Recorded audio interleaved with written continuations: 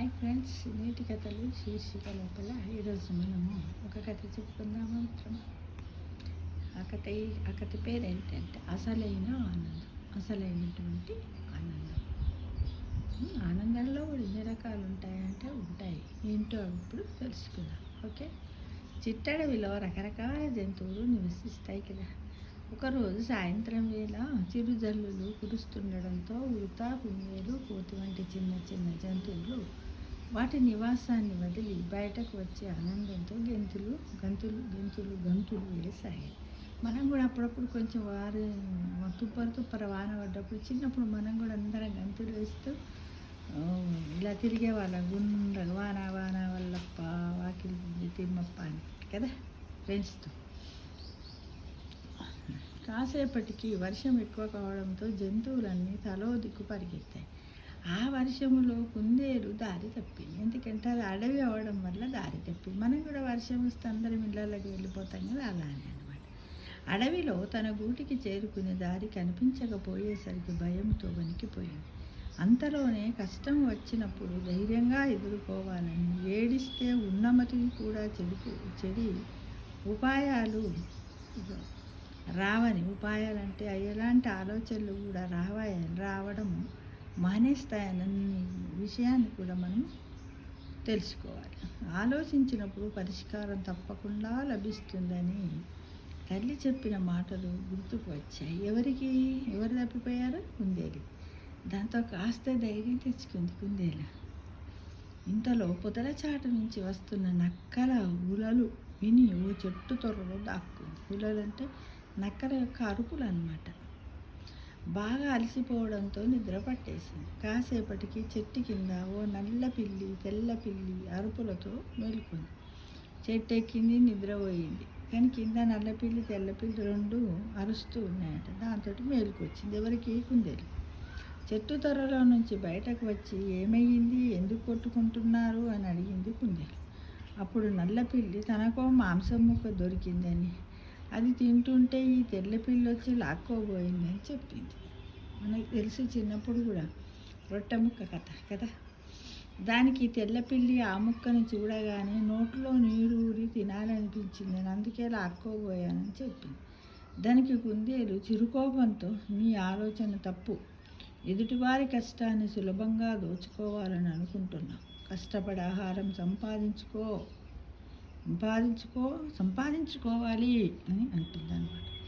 శ్రమ పడితే వచ్చిన ఆహారం చాలా రుచిగా ఉంటుంది అని చెప్పడంతో తెల్లపిల్లి తాను చేసిన పనికి పశ్చాత్తాపడింది.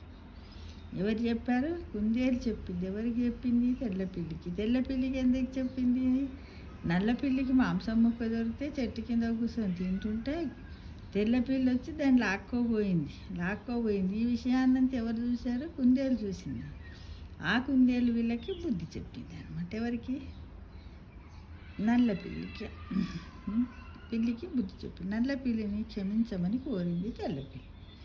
అప్పుడు నల్లపిల్లి తన దగ్గర ఉన్న ముక్కలో కొంచెము తెల్లపిల్లికి కూడా ఇచ్చి, నీ తప్పేంటో గ్రహించావు, అదే చాలు, ఇక నుంచి మనమంతా స్నేహితులం అంది. ఇంతలో కాస్త దూరం నుంచి ఏడుపు వినిపించడంతో అవన్నీ అటువైపు వెళ్ళాయి. జబ్బు చేసి సంచలనము లేకుండా పడి ఉన్న జింక చుట్టూ కొన్ని జింకలు చేరి ఏడుస్తున్నాయి. కారణం తెలుసుకుని వైద్యములో మెలకువలు తెలిసిన కుందేలు అడవిలో దొరికే కొన్ని ఔషధ మొక్కల పేర్లను చెప్పింది వాళ్ళకి. అడవి గురించి బాగా తెలిసిన పిల్లులు వెంటనే ఆకులను పట్టుకొచ్చి ఆకుల పసరంటే రసం తీసి జింక ముక్కులో వేసింది కుందేలు. కాసేపటికి జింక ఆరోగ్యం కుదుట పడింది. ప్రకృతి మన కన్న తల్లి లాంటిది. ప్రతి జబ్బుకి ఔషధం ప్రకృతిలో ఉండే పచ్చని చెట్లలోనే ఉంది. ఆ తల్లిని కాపాడుకోవడం మన ధర్మం అని కుందేలు చెప్పి, ఆ మాటలు చెప్పిన కుందేలుని జంతువులన్నీ కూడా ప్రశంసించాయి, మెచ్చుకున్నాయి. ఇతరులకి సహాయపడటంలోనే అసలైన ఆనందం ఉందని గ్రహించిన పిల్లులు తమ స్వభావాన్ని మార్చుకున్నాయి. కాసేపటికి తెలిసిన జంతువులు ఆ చోటుకు రావడంతో వాటి సహాయంతో కుందేలు తన గూటికి చేరుకుంది. ఇది అన్నమాట అసలైనటువంటి ఆనందం. అంటే ఎవరిని ఎవరికైనా మనము ధర్మంగా న్యాయంగా వాళ్ళకి మనము మంచి సహాయం చేసినప్పుడు పొందే ఆనందం, మనం ఎవరిని మోసం చేయకుండా ఆ రోజంతా కూడా మనకు తృప్తినిచ్చినట్టయితే ఆ ఆ రోజు మనకెంతో విలువైనది. అదే మనం పొందే మన మనస్సాక్షి పొందే అసలైన ఆనందం అని గ్రహించండి మిత్రమా. అంటే ఎవ్వరిని కూడా బాధ పెట్టద్దు, ఎవ్వరి దగ్గర ఉన్నదాన్ని లాక్కొని తినకూడదు. కాకపోతే మన తల్లిదండ్రులను కూడా మనం, తల్లిదండ్రులు చిన్నప్పుడు మనల్ని ఎంత ప్రేమించాలో అంతకంటే 2 రెట్లు మనం మన తల్లిదండ్రులను ప్రేమించాలి. అప్పుడే మనకు అసలైనటువంటి ఆనందం కలుగుతుందనే విషయాన్ని మనం అందరం మర్చిపోకూడదు. ఇదే అసలైన ఆనందం. మన తల్లిదండ్రులకు నిస్వార్థంగా ధర్మంగా వాళ్ళకి సేవ చేసినప్పుడే అప్పుడే మనకు అసలైన ఆనందం కలుగుతుందనే విషయాన్ని కూడా ఎవ్వరం మర్చిపోవద్దు మిత్రం. మాతృదేవోభవ, సర్వే జనా సుఖినో భవంతు. అలానే ప్రకృతిని కూడా వాడుకోవాలి, సహాయం చేయాలి. పెద్ద చిన్న మన జంతువుల్లో ఎలా అయితే లేదో అలానే మన సొసైటీలో గొప్పవాళ్ళు, బీదవాళ్ళు, పేదవాళ్ళు అనే విషయాన్ని కూడా మనం మనసులో పెట్టుకోకుండా అందరితో కలిసిమెలిసి బతకాలని ఈ కథ ద్వారా మనం తెలుసుకున్నాం. సర్వే జనా సుఖినో భవంతు. ప్రకృతిని కాపాడడం మనందరి బాధ్యత.